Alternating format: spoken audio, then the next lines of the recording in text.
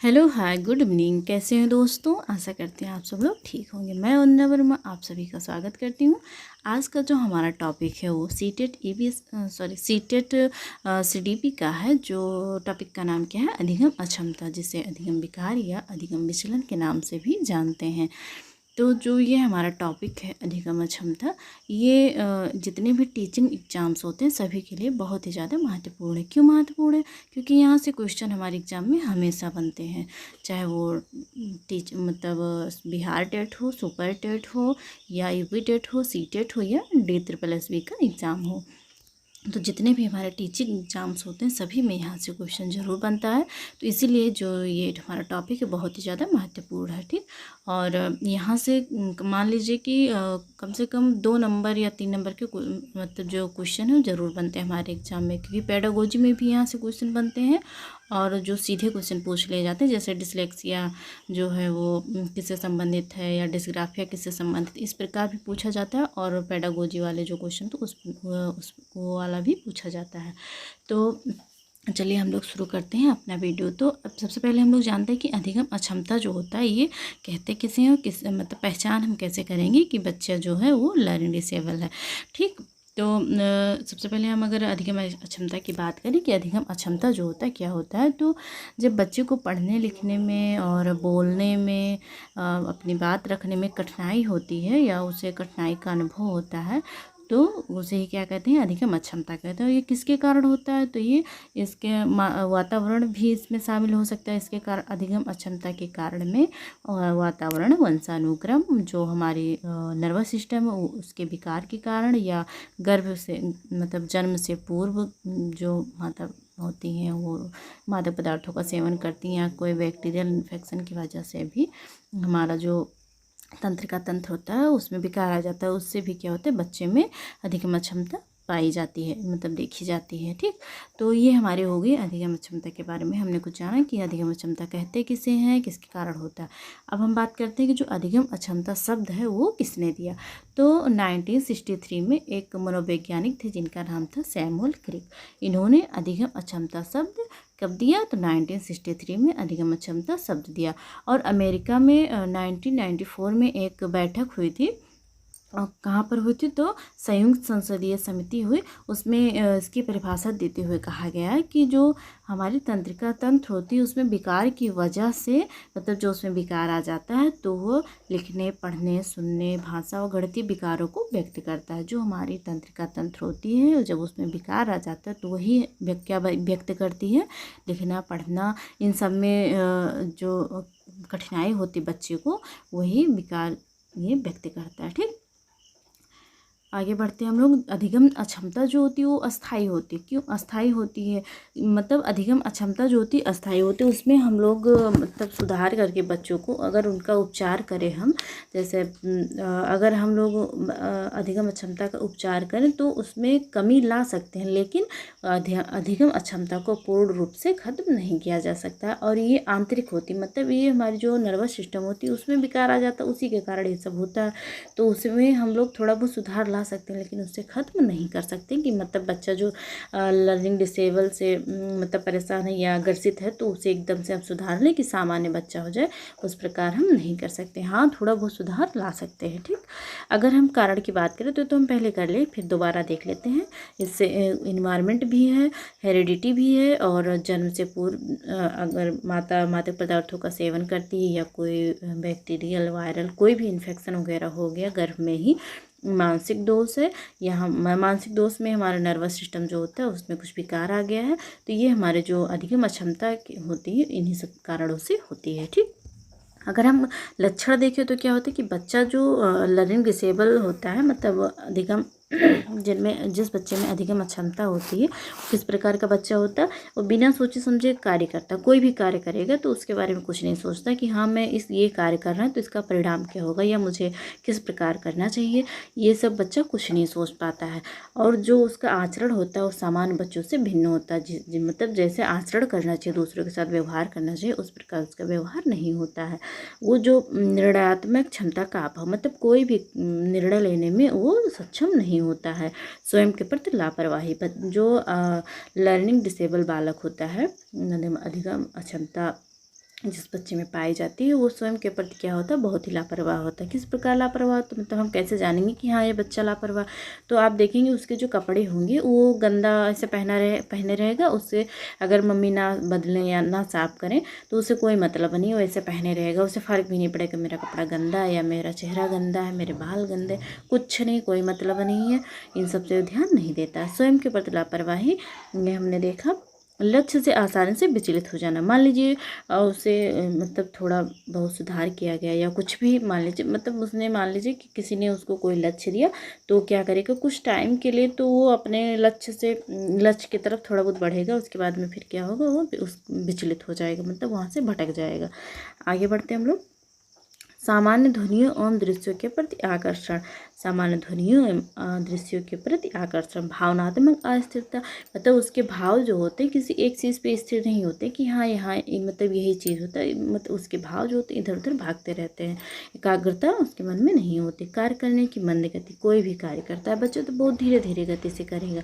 मान लीजिए वो लिख रहा है तो मतलब एक तो उल्टा पुल्टा लिखिएगा, लेखन संबंधी अगर उसमें अक्षमता है तो उल्टा पुल्टा लिखिएगा, वो जो लिखने की गति है वो बहुत धीमी धीमी होगी। ठीक।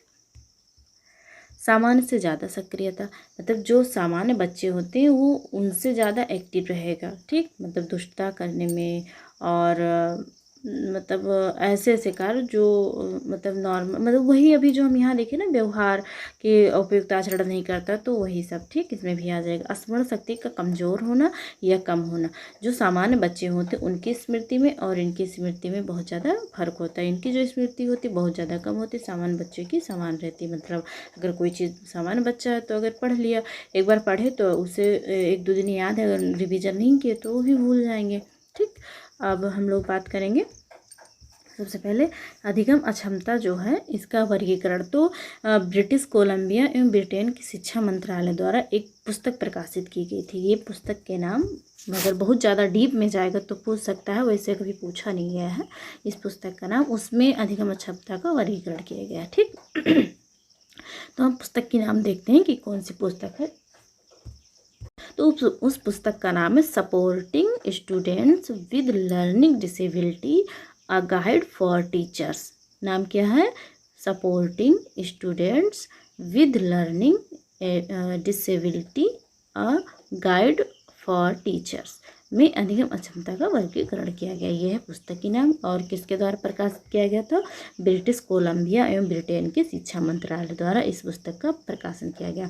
हमारे क्वेश्चन किस प्रकार यहाँ से बनेंगे? तो हमारा क्वेश्चन इस प्रकार बन सकता है कि मतलब जो अधिगम अक्षमता का वर्गीकरण है वो किस पुस्तक में की गई है और वह पुस्तक किसके द्वारा प्रकाशित की गई है। ठीक, वैसे भी यहाँ से एग्ज़ाम में हमारे क्वेश्चन नहीं बना है, लेकिन हो सकता है पूछ लिया जाए, तो चलिए हमें क्या करना है, ध्यान रखना है। पहला जो हमारा है वो डिसलेक्सिया। डिसलेक्सिया क्या होता है? डिसलेक्सिया जिस बच्चे में पढ़ने संबंधी जो विकार होता है, जिससे बच्चा पढ़ नहीं पाता है या उसकी जो पढ़ने की गति है बहुत धीमी होती है या उल्टा पुल्टा पढ़ता है, मतलब लिखा रहेगा कुछ और पढ़ेगा कुछ और।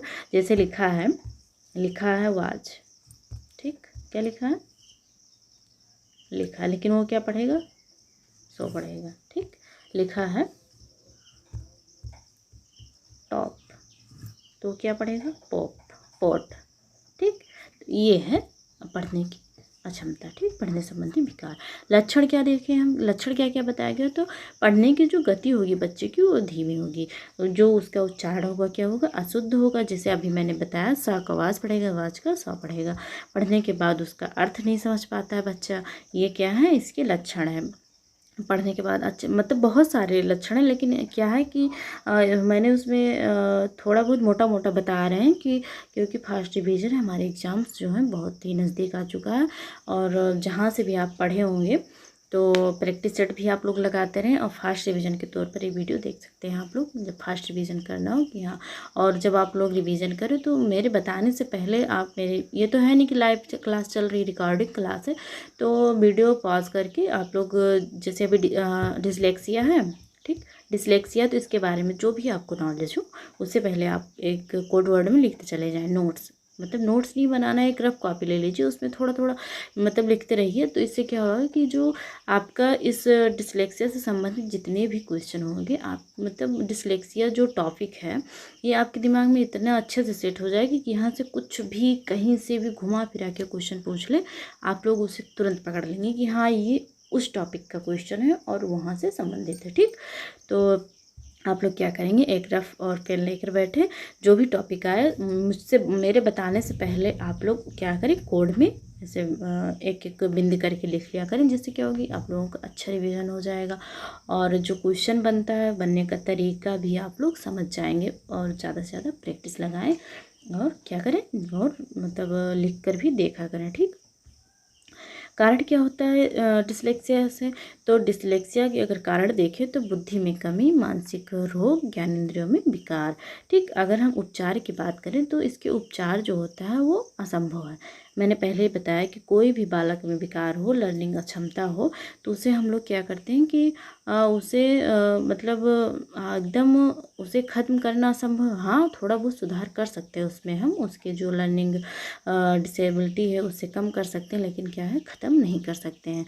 ठीक, और अगर हम इसे उचित शिक्षण पद्धति द्वारा क्या कर सकते हैं, कम कर सकते हैं। जैसे बच्चा पढ़ नहीं पाता है और पढ़ता भी तो धीमी गति से पढ़ता है, जो उसका उच्चारण होता है वो अशुद्ध होता है। ठीक, तो क्या करें कि जो विषय वस्तु उसे छोटे छोटे टुकड़ों में विभाजित कर दें और बच्चे को उंगली रख कर पढ़ाएँ।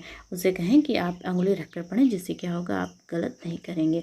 किसी भी पाठ को पढ़ाने से पहले उसका चित्र दिखाए हुआ सारांश करें। अब तो कंप्यूटर भी बहुत ज़्यादा मतलब अभी जो हमारे गांव वाले एरिया हैं वहाँ पर इतनी ज़्यादा सुविधा नहीं है, लेकिन जो हम शहर के बच्चे हैं मतलब शहरों में इन सब की सुविधा है कि कंप्यूटर के द्वारा या जो बड़े बड़े बोर्ड लगे होते हैं एग्ज़ाम वहाँ का मतलब क्लास में, तो उसके द्वारा बच्चों को भी पढ़ाया जा सकता है कि हाँ चित्र के माध्यम से। चित्र के माध्यम से क्या होगा कि बच्चा जो है वो भले ही वो प्लस मतलब वो चिन्हों को ना जान पाए, लेकिन जो हम लोग उसे चित्र दिखाएंगे उसके माध्यम से उसे वो पकड़ लेगा कि हाँ इसका ये है।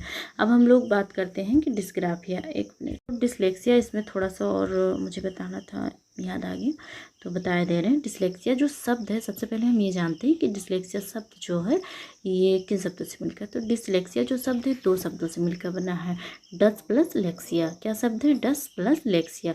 तो इसका जो हम अगर डस मतलब होता है कथन, लेक्सिया हो गया भाषा, तो डसलेक्सिया डस प्लस लेक्सिया का अगर अर्थ हम देखें तो होगा कथन भाषा।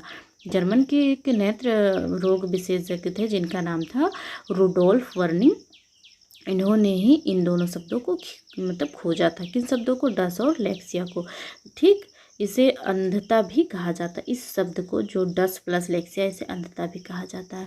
अब हम लोग डिसलेक्सिया वाले जो व्यक्ति हैं उसे किस प्रकार पहचानेंगे, तो हम किसी भी व्यक्ति को ऐसे घोषित नहीं कर सकते हैं कि आप ये बच्चा डिसलेक्सिया से ग्रसित है, मतलब इस बच्चे को डिसलेक्सिया है।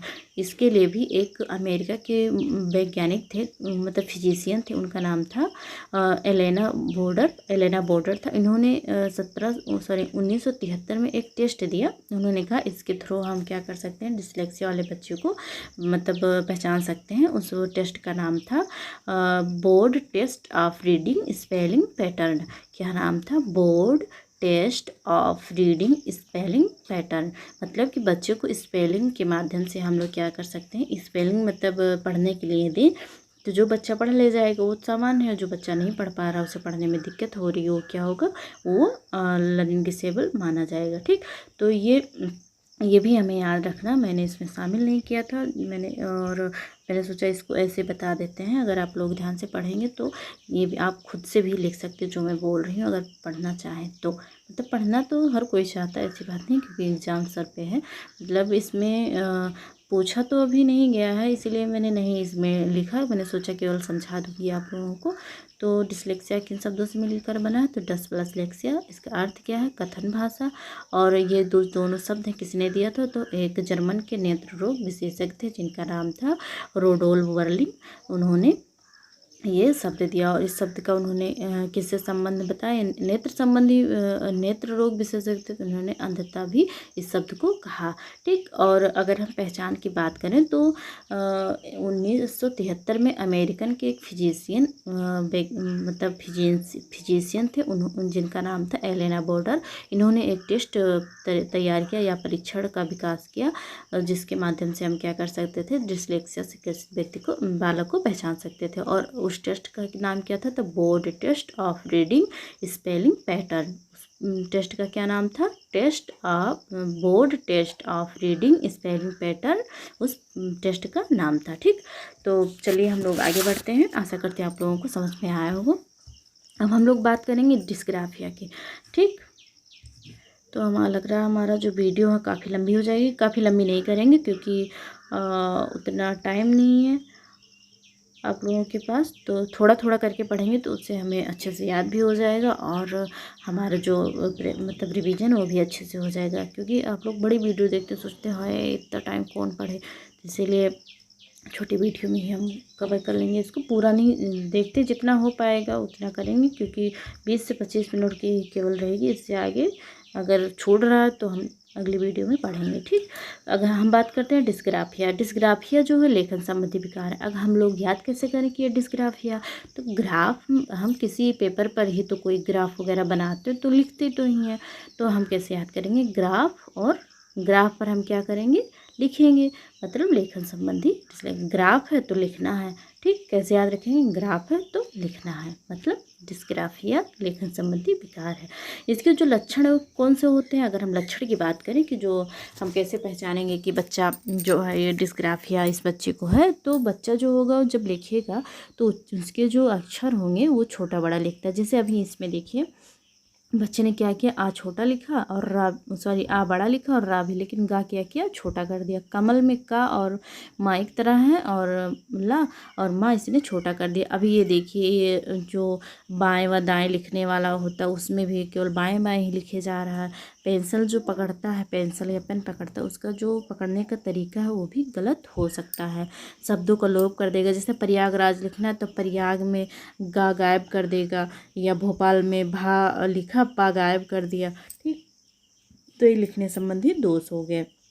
अगर हम उपचार की बात करें तो जो क्षतिपूर्ति विधि, मतलब जो कठिन शब्द हैं, जो कठिन शब्द हैं, जैसे बड़े शब्द हैं और बच्चे को बार बार प्रयास कराने के बाद भी बच्चे को नहीं आ रहा, तो आप क्या करें कि उस बच्चे को जैसे डॉक्टर है तो उसे शॉर्ट में लिखना बता दें।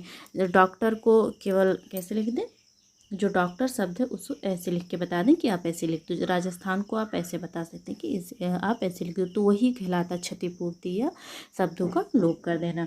अगर जैसे कोई भी शब्द बच्चे को समझ नहीं आ रहा है, कई बार आपने उसको प्रैक्टिस कराया, मतलब कि बताया ऐसे लिखना है, तो वो तब भी वो बच्चा नहीं कर पा रहा, तो आप क्या करें, उस शब्द का क्या करें, क्षति कर दें, मतलब उसमें कमी कर दें। अगर कोई थोड़ा उल्टा पुल्टा शब्द तो शॉर्ट में लिखना बता दें, तो इससे क्या होगा, उससे आसानी हो जाएगी। आगे बढ़ते हैं हम लोग।